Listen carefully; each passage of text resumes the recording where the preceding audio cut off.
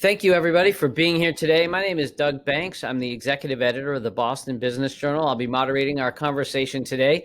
Our panel today has three people, and our topic is change makers, why the future is now. We're going to be discussing change as a financing strategy, innovation as a way of attracting funding. And because the word now is in the title, we're going to talk about the importance of timing when it comes to entrepreneurship. Before we get started, why don't I have our panelists introduce themselves? If each of you could introduce yourself, just let our audience know who you are, what your day job is, and we have an author with us, so the most recent book that you've written and why you wrote it. And we'll start with Sarah. Go ahead, Sarah. Sure. I'm Sarah Hodges. I'm a partner at Pillar VC. We're a seed stage venture capital firm here in Boston, co-founded by 22 CEOs of big billion-dollar companies here in town. And we're the first capital in for founders who are building the next generation of Pillar companies here in Boston. Thanks, Sarah. Lori, why don't you go? Hi, my name is Lori Cashman. I'm a co-founder of Victress Capital. We're an early stage venture firm that backs gender diverse teams in the consumer technology space. Thank you. And Christopher? Hey, everybody. Hey, Doug. Thanks for having us. Christopher Mirabile. I run Launchpad Venture Group, which is an early stage angel network, a very active group here in Boston. I also spend a lot of my time on the board at the Angel Capital Association.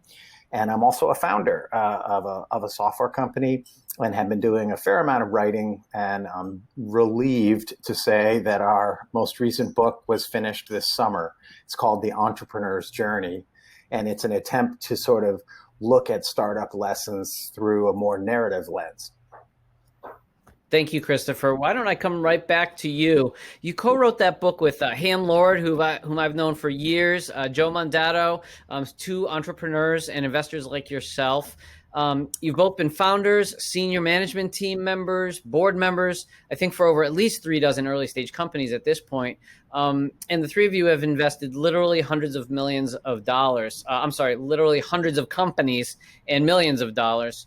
One of the aspects of your book that I loved is that you have these different recurring themes that go along and you tell the stories of 17 different companies. One of those themes is the fateful role of timing. Why don't you talk to us a little bit about that from your book? And then Sarah and Lori, you can follow up with the fateful role of timing when you're looking at investments and working with entrepreneurs. Christopher? There is so much pathos in the timing topic, right? And Sarah and Lori have seen this as well. You know, you can just have the right team and the right product and just be at the wrong moment in time. And it's just so painful. Sometimes it can be fixed with patience and additional capital or a temporary pivot to try to keep the lights on while you wait for the necessary prerequisites to get into place. But it's one of the more dramatic and heartbreaking of the startup tales. And so with this book, Doug, we've done a fair amount of writing that is sort of how-to manuals for investors, if you will. And we wanted to do something that was a little bit more readable, frankly, and a little bit more fun and a little bit more oriented around stories and maybe a little bit more broadly applied so that it would be interest to entrepreneurs. And we got together with Joe because Ham and I have a lot of Boston, East Coast roots, and a lot of our stories are from, this area. And Joe has been a prolific investor in Silicon Valley and has been a lecturer at Stanford Graduate School of Business. And so we sort of wanted to get some additional story DNA. And we spent a lot of time sort of thinking about lessons and boiling down into themes and then organizing great examples of stories around those themes. And timing was definitely one of the big ones. Sarah or Lori, why don't you talk to us a little bit more about timing. The title of this panel is The Future is Now. What makes now a good time, or given everything else going on, maybe not such a good time in terms of some of the pitches that you're seeing and the companies that you're investing in? Lori, why don't you go? Sure. We talk a lot about timing, both with our investors and with founders.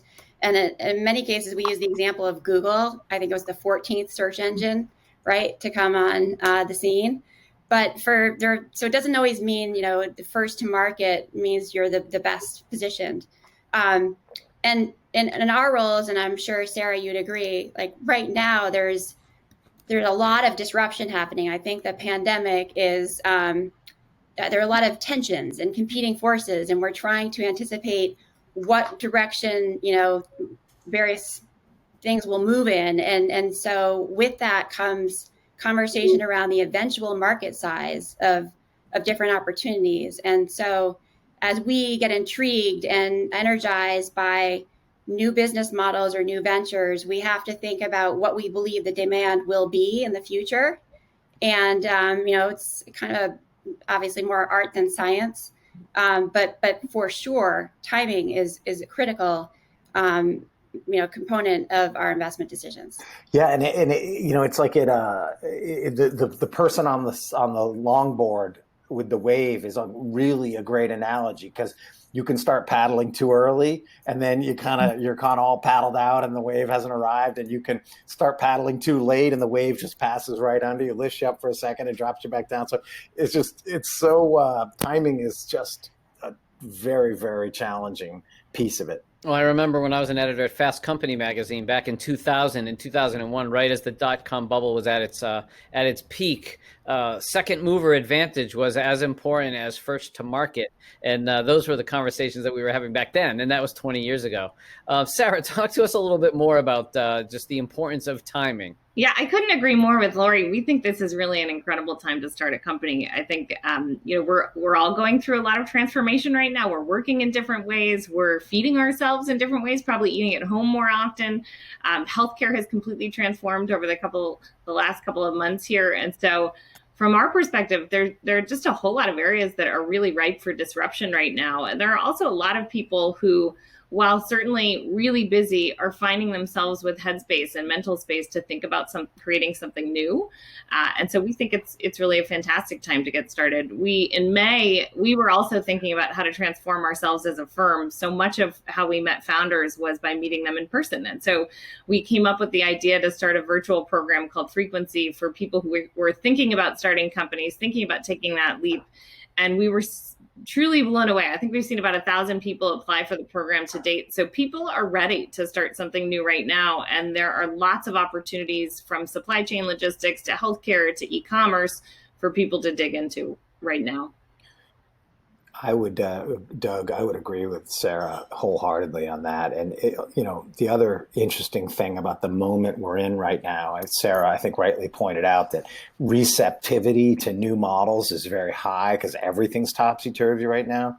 But access to talent, co-founders and first hires is very, very good right now. There's a lot of disruption in the economy and also, the opportunity cost. If your day job is a lot less secure, or your future in the traditional career track is less certain, maybe it's less risky, relatively speaking, to get out there and go after that dream or fix that problem that's really bothering you and you really feel it needs to be fixed. So I think it's a spectacular time to start something new.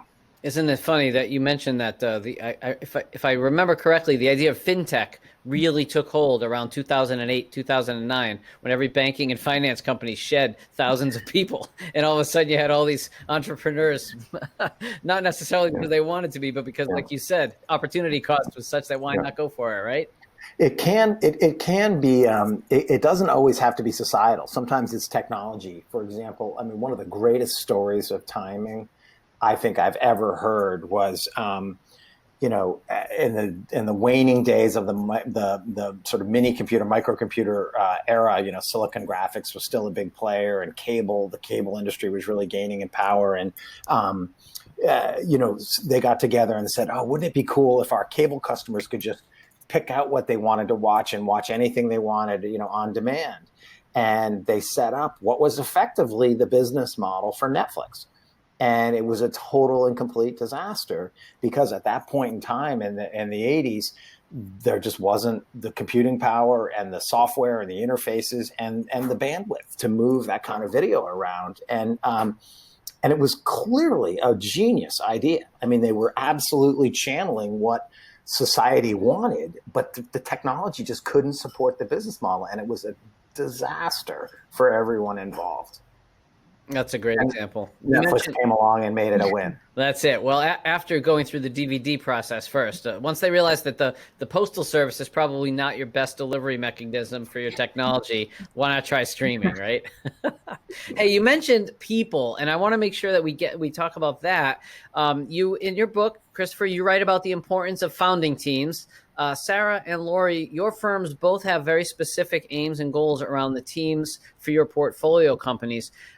Talk about your approach to founder teams. Christopher, talk a little bit about what you have seen in founding teams. And then Sarah and Lori, why don't you tell our audience a little bit more about what your firms specifically look for? What are the key attributes? How do you identify those change agents? What do they need to look like now? Christopher, let's start it with you.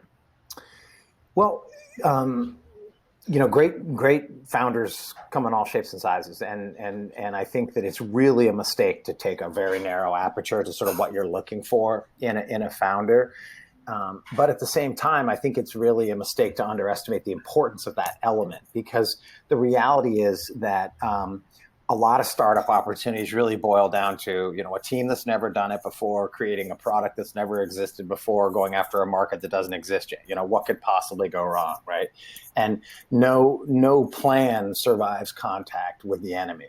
And so startup success is often very driven by founders sort of having the tenacity and the creativity and the EQ and the IQ to solve the problems, to revisit the plan, to fix as they go. And they end up being the one enduring thing. It's a little bit like the carpenter who says, oh yeah, this hammer, I've had this hammer my whole life. I've changed the handle 4 times and the head twice, right?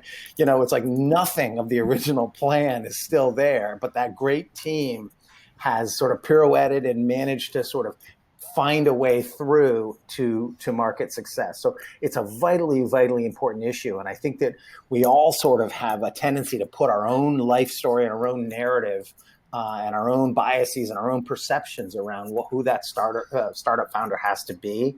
And I think we're all challenging ourselves to think more broadly about it and understand what it is we're looking for, right? And it is those things like tenacity and the ability to sort of get things done through other people and listen and learn and coach. And so it's a fascinating time right now if you're someone who thinks a lot about startup founders. Lori, why don't we go to you next? The future is now. Victress Capital focuses on women-owned companies. Tell us a little bit more about why women-owned companies are the future and the future is now. Well, we start with the data, and we know that diverse teams outperform on both top and bottom line metrics. So that's the thesis. And we really believe for us that the first filter is gender diversity. And we look at all measures of diversity with a core belief that, a talented team needs to reflect what the customer looks like.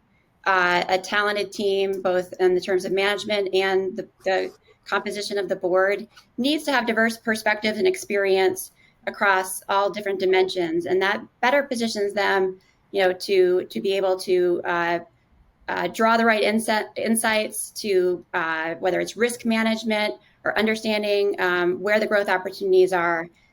We really believe that diversity on the team is important. And we certainly over-index on team. As Christopher was saying, we look a lot at the qualities of the team and the founder, grit and resilience and, coachability or a growth mindset, passion, the charisma, the ability to recruit talent.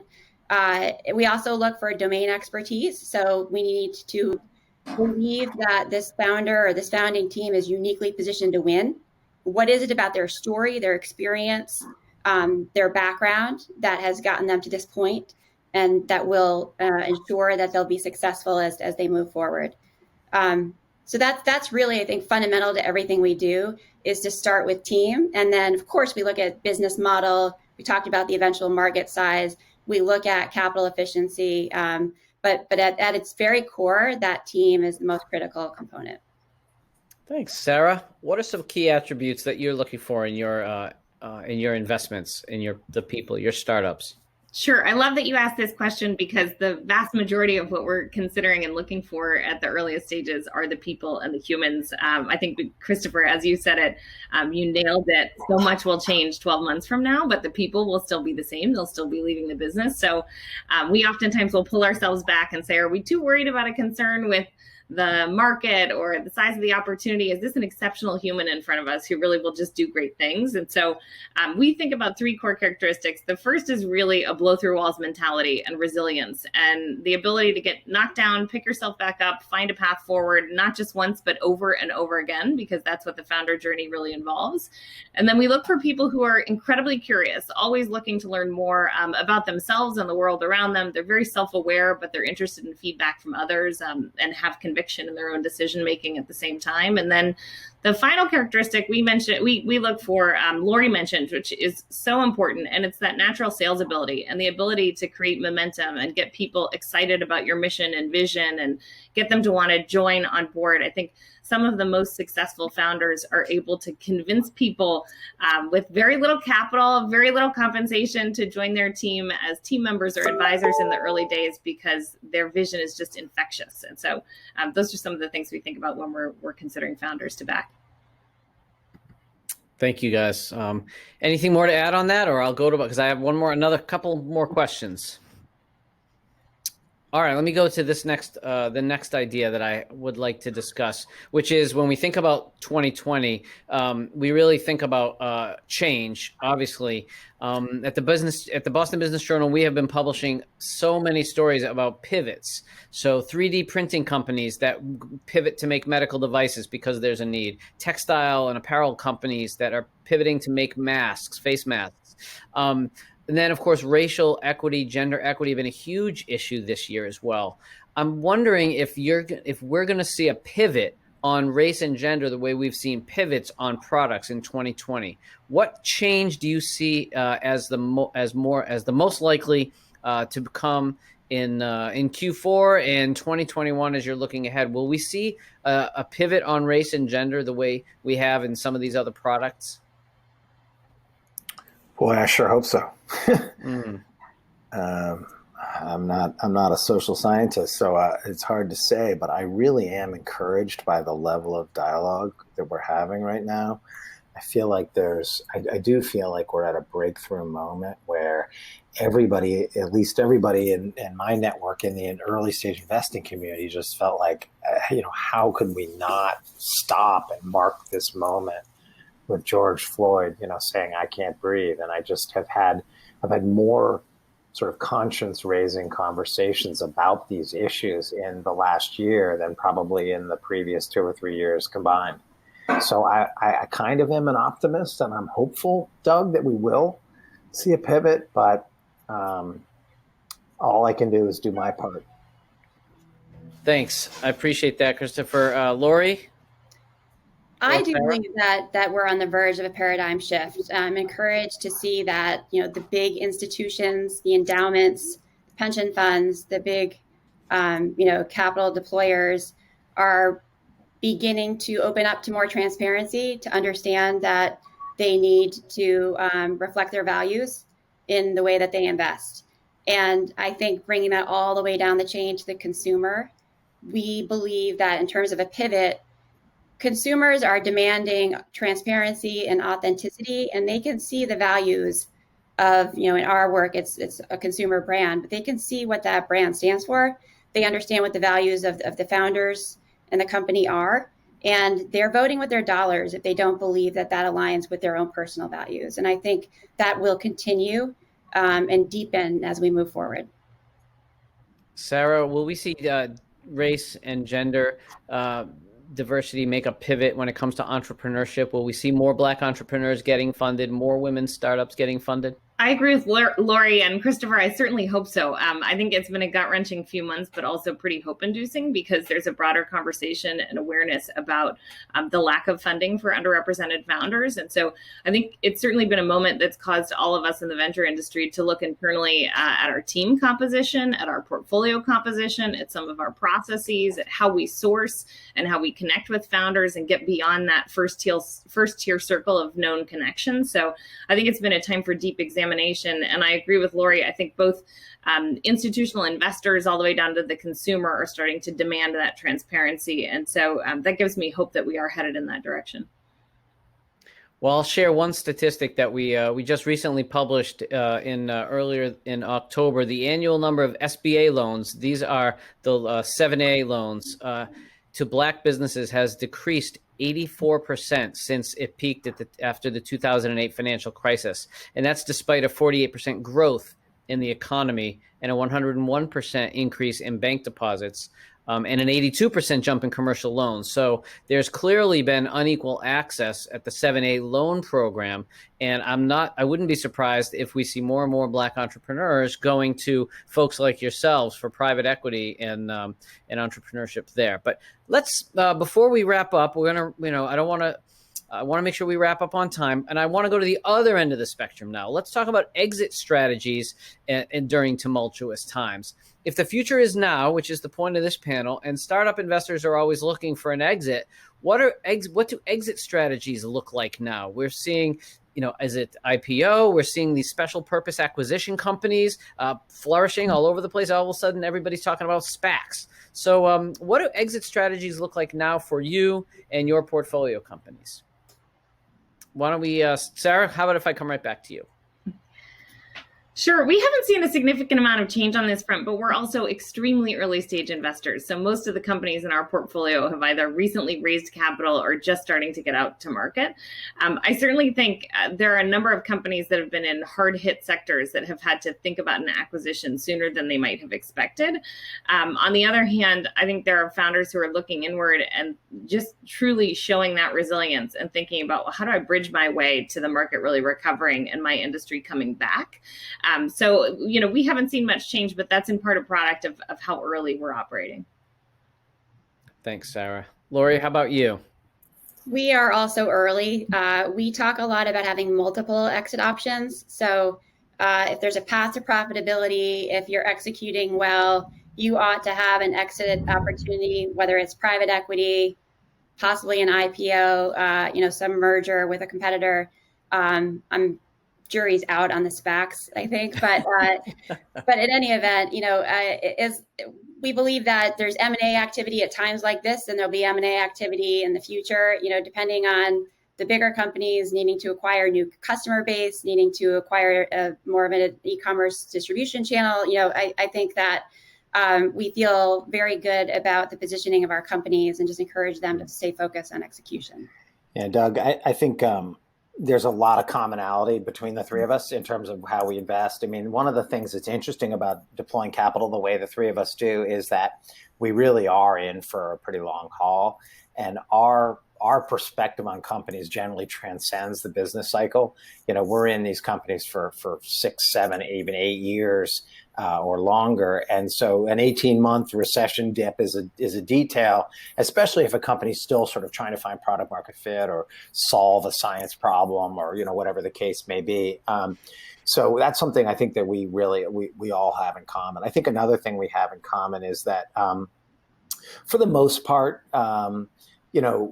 accessing the public markets is complicated and much more than it was in the dot-com era in terms of the the availability and appetite for small IPOs. It's just it's harder to get out there, and you see SPACs in some ways are a symptom of that. It's a way of kind of backdooring your way into being public without having to do a full 1933 Act registration statement for the company itself. You just do it for the SPAC, but one way in which we differ a little bit, as angels and VCs, is that we are seeing a little bit of increase in non-traditional kinds of exits as angels, because we don't run a fund and we're not fiduciaries to LPs. Every angel makes her own or his own decision, and so we're seeing a fair amount of activity. For example, last year, we sold chunks of 5 different SaaS companies to growth stage PE firms. We've had exit opportunities to people like Lori and Sarah. They'll come into a company and they'll offer a little liquidity to early investors. We're seeing liquidity in the context of strategic investments. So angels are seeing a little bit of liquidity around the edges, that sort of those non-traditional kinds of paths to liquidity have increased. But for the most part, it's pretty much same old with a fad du jour on the side, a side helping of a fad. Thanks, Christopher. That's great. Okay, I've got one last question for you. Sarah, I'm going to go to you first, and you can call this our speed round as we exit. What innovation would you like to see now that you haven't seen yet? Or another way, to put it another way, what idea would you fund tomorrow if somebody brought it to you? Sure. We had 50 in-person events at Pillar last year. And so meeting with people face-to-face is really what feeds our soul. And we miss it so much right now. And I have yet to see a digital platform emerge that recreates that magic of meeting someone in person and captures that ability to have that deep, meaningful conversation with someone. So if someone could create that, I'm all in. Thank you, Sarah. Great to see you. Lori, how about you? Yeah, that's a great idea. And I would just build on that in the sense of community. I feel like a lot of people are really craving interaction and relationships. And so whether there's a way to, have a hybrid of building community that's partly virtual and partly in person, I think I'll be curious to see what new models come out of this experience. Thanks, Lori. And Christopher, how about you? I'd invest in a way of getting big city sophisticated medical care out to small towns, some kind of a virtual or telemedicine solution that takes some of the learning and quality of care we associate with big medical centers and getting it out to the people who need it the most. Well, if ever there was a year that telemedicine had the ears of the public, this is it. And as you mentioned, the technology is finally there to do it. And now the government is actually starting to allow it to be funded. So this could be the year. Well, I just want to thank the three of you for spending some time with us today. This has been a fascinating conversation. I want to thank Larry and his team for letting us have this conversation. And with that, I would just say thank you very much, everybody. It was great to see you, and hope everybody in the audience has a great day. Thanks for being with us. Thank you.